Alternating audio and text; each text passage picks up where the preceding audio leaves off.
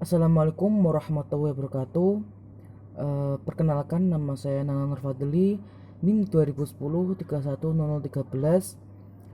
Di sini saya ingin menyampaikan materi tentang penyusunan program dan penyusunan perangkat administratif pembelajaran SKI MI. Perencanaan sebagai program pembelajaran memiliki beberapa pengertian yang memiliki makna yang sama, yaitu suatu proses pengelolaan, mengatur, dan merumuskan unsur-unsur pembelajaran seperti merumuskan tujuan, materi, dan metode pembelajaran. Setelah yang terakhir yaitu merumuskan evaluasi pembelajaran.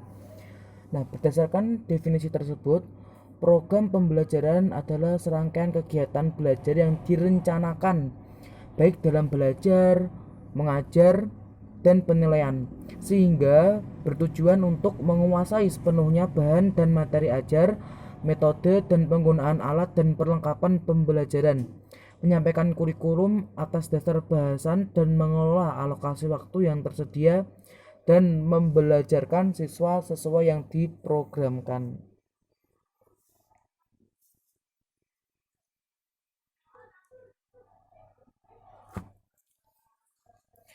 Nah, seorang guru itu harus bisa mempersiapkan terlebih dahulu untuk sebelum memulai pembelajaran. Nah, apa saja sih yang harus disiapkan guru sebelum mengajar atau program pembelajarannya itu seperti apa? Yang pertama, kita mempersiapkan RPP. RPP itu sebagai pedoman bagi seorang guru yang akan memberikan pelajaran supaya lebih sistematis dan terencana, guna untuk mencapai tujuan pembelajaran dengan maksimal. Sehingga apa? Sehingga guru dengan mudah menentukan metode yang bagus dan tepat selama berjalannya proses belajar. Dan yang kedua yaitu media pembelajaran. Media pembelajaran atau alat peraga itu untuk apa? Untuk memudahkan siswa dalam memahami pembelajaran. Hal ini bisa menambah minat belajar siswa sehingga lebih semangat dan aktif untuk mengikuti proses belajar mengajar di sekolah. Contohnya seperti kita menampilkan video pembelajaran berupa sejarah atau mind mapping, terus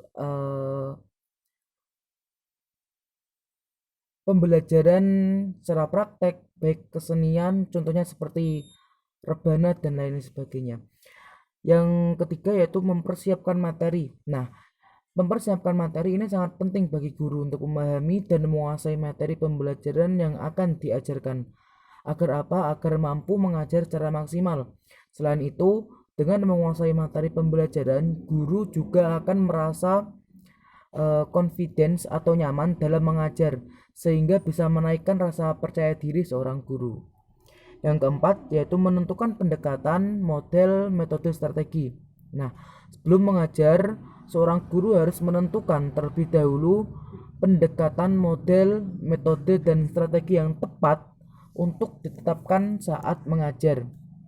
Dengan pendekatan, model, metode, dan strategi yang tepat, maka peluang akan tercapainya tujuan pembelajaran akan semakin besar. Yang terakhir yaitu memahami karakter siswa. Nah, ini salah satu hal yang cukup penting bagi seorang guru untuk memahami karakter siswa. Karena baiknya pengajar harus mampu memahami karakter siswa atau anak didiknya untuk mengenal dan memahami karakter peserta didik.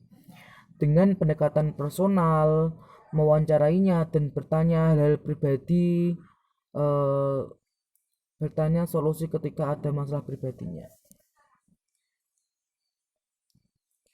Nah, perangkat administratif itu yang pertama adalah kalender pendidikan. Kalender pendidikan itu pengaturan waktu dalam kegiatan pembelajaran mengajar selama 1 tahun. Fungsinya apa? Fungsinya itu dari kalender pendidikan secara umum adalah untuk mendorong efektivitas dan efisiensi proses pembelajaran di sekolah atau sebagai acuan alokasi waktu 1 tahun pembelajaran. Yang kedua yaitu program tahunan. Nah, program tahunan ini adalah rencana penetapan alokasi waktu 1 tahun untuk mencapai tujuan baik SK dan KD yang telah ditetapkan. Penetapan alokasi waktu diperlukan agar seluruh kompetensi dasar yang ada dalam kurikulum seluruhnya dapat dicapai oleh siswa, atau bisa disebut langkah awal menyusun pembelajaran dalam 1 tahun. Nah, yang selanjutnya yaitu program semester. Program semester ini merupakan penjabaran dari program tahunan. Kalau program tahunan disusun untuk menentukan jumlah jam yang diperlukan untuk mencapai kompetensi dasar, maka dalam program semester itu diarahkan untuk menjawab minggu keberapa atau kapan pembelajaran untuk mencapai kompetensi dasar itu dilakukan. Nah, yang selanjutnya itu silabus. Silabus itu adalah rencana pembelajaran pada suatu atau kelompok mata pelajaran yang ditentukan untuk mencakup standar kompetensi dasar, materi pokok atau pembelajaran. Kegiatan pembelajaran, indikator tercapainya kompetensi untuk penilaian, alokasi waktu dan sumber belajar atau bagian dari macam-macam perangkat pembelajaran. Nah, selanjutnya itu rencana pelaksanaan pembelajaran atau bisa disebut RPP. Menurut Kemendikbud nomor 65 tahun 2013 tentang standar proses rencana pelaksanaan pembelajaran adalah rencana kegiatan pembelajaran tatap muka untuk satu pertemuan atau lebih. RPP ini dikembangkan dari silabus untuk mengarahkan kegiatan pembelajaran peserta didik dalam upaya mencapai kompetensi dasar. Tidak ada standar baku dalam penulisan RPP. Guru bebas membuat pemilih, mengembangkan dan menggunakan RPP dengan efektif dan efisien. Seperti contoh di samping, untuk bentuk deskriptif, bentuk tabel, dan ada juga yang penggabungan antara bentuk deskriptif dan bentuk tabel.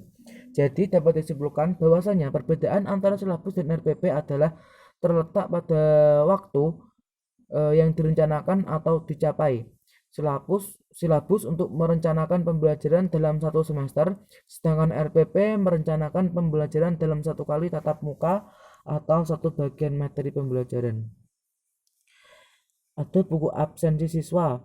Menurut KPPI, absensi itu mengartikan ketidakhadiran, sedangkan absen mengartikan tidak masuk. Daftar presensi atau daftar hadir dimaksudkan untuk mengetahui frekuensi kehadiran siswa di sekolah sekaligus untuk mengontrol kerajinan belajar mereka. Nah, bukan hanya itu saja, guru harus mempersiapkan yang namanya bank soal siswa. Bank soal siswa ini merupakan sekumpulan butir soal teruji baik secara teori maupun empiris dan memuat informasi penting. Dengan demikian, mudah digunakan dalam menyusunan sebuah instrumen penilaian. Dengan kata lain, bank soal ini tuh menunjukkan apa? Untuk mengukur kemampuan siswa apakah mampu menjawab pertanyaan-pertanyaan tersebut atau tidak. Selanjutnya ada hasil penilaian siswa. Nah, setelah diberikan bank soal, pasti ada yang namanya hasil penilaian siswa. Nah, hasil penilaian siswa itu dalam bentuk buku rapot atau disebut buku rapot. Rapot itu adalah buku yang berisi nilai kepandaian dan prestasi belajar murid di sekolah. Berfungsi apa? Itu berfungsi sebagai laporan resmi guru kepada orang tua wali murid yang wajib menerimanya. Nah, yang terakhir itu buku dan media pembelajaran SKI.